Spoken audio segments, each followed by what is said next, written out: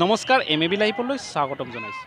অসমৰ কিলঞ্জীয়া ভূমিপুত্ৰ দেউৰী জনগোষ্ঠী দেউৰী সাহিত্য পৰিষদৰ ১ নং শদিয়া আৰু ২ নং কুন্দিল সমষ্টিৰ প্ৰাৰ্থিত্ব প্ৰত্যাশীসকলৰ মনোনয়ন পত্ৰ শদিয়া মহকুমা কাৰ্যালয়ত দাখিল কৰে। ১ নং শদিয়া সমষ্টিৰ কংগ্ৰেছৰ প্ৰাৰ্থী কুন্তু দেউৰী, বিজেপিৰ হৈ যতীন দেউৰী, আনহাতে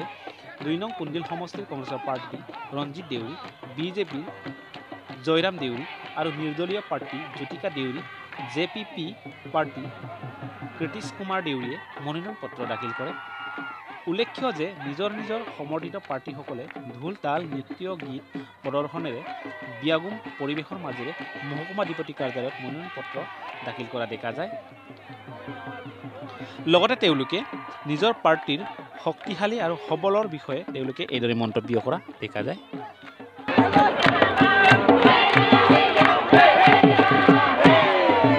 Oh, jangan difilmai, guys, filmai.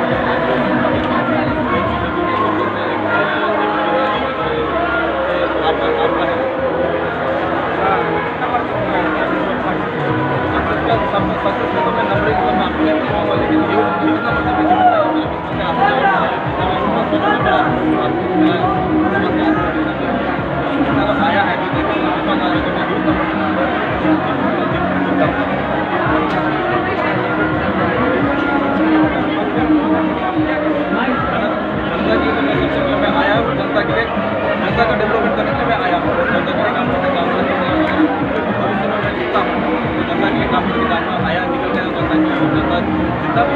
मैं जनता था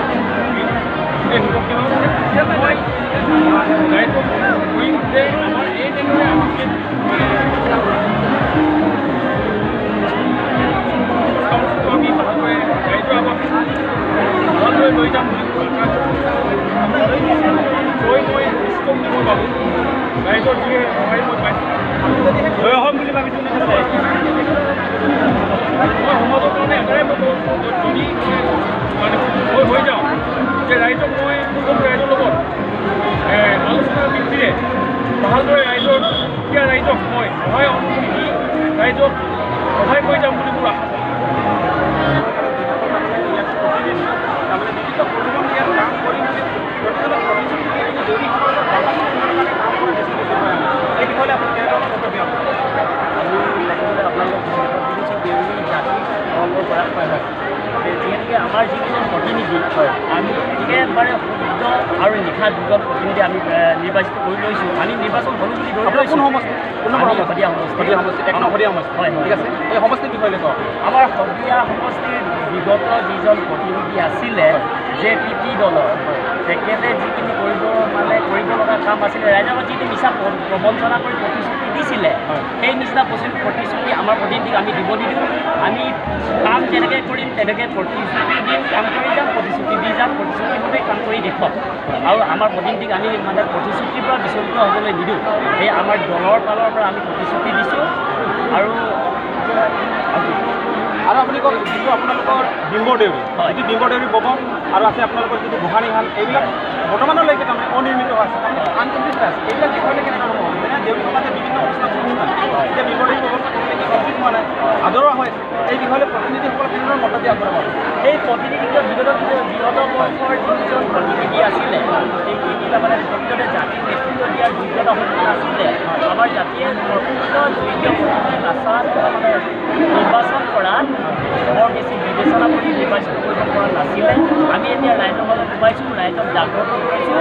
আমি ভাল প্ৰতিনিধি বাছি মেলি এইবাৰ আমি নিৰ্বাচনত প্ৰত্যাহ কৰিছোঁ আমি যোৱা বিদশক বিগত যিকেইজন প্ৰতিনিধি আছিলে তেখেতলোকে যেনেধৰণৰ কাম কৰি ৰাইজক প্ৰবঞ্চনা কৰি ভোট দি তাৰমানে শেষ কৰি থৈ গ'ল অৰ্থাৎ মানে পিছপৰাই থৈ গ'ল আমি আমাৰ জাতিটো প্ৰত্যেকে নেতৃত্ব দিম পাৰ্টীৰ প্ৰতিনিধি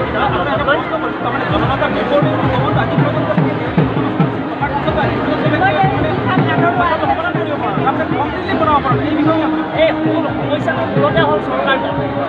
যিহেতুকে বিজেপি চৰকাৰ ইতিমধ্যে মানে ৰৌ বুলি ক'ব পাৰি চৰকাৰখনে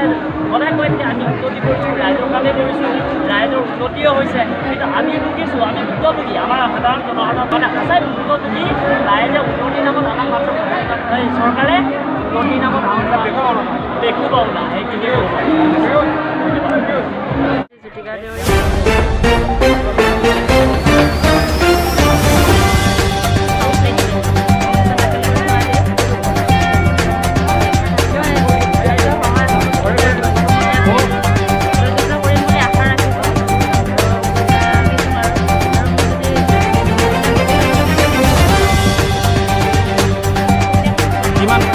কিমানখন গাঁৱে আপোনাৰ লগত সহযোগী হৈছে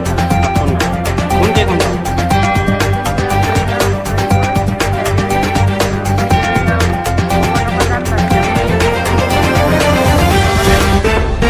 নহয় দেউৰী কিন্তু আজি দেউৰী অট'নমাছ কাউন্সিলখন থকাৰ পিছতো দেউৰী সমাজৰ কাৰণে কিছুমান মানে উন্নয়নমূলক কামবিলাক কৰি আছে যেনে আপোনাৰ ডিম্বৰ দেউৰী ভৱনখন আৰু গোসানিশালবিলাক ৰাস্তা এইবিলাক সমস্যাৰ বিষয়ে আপুনি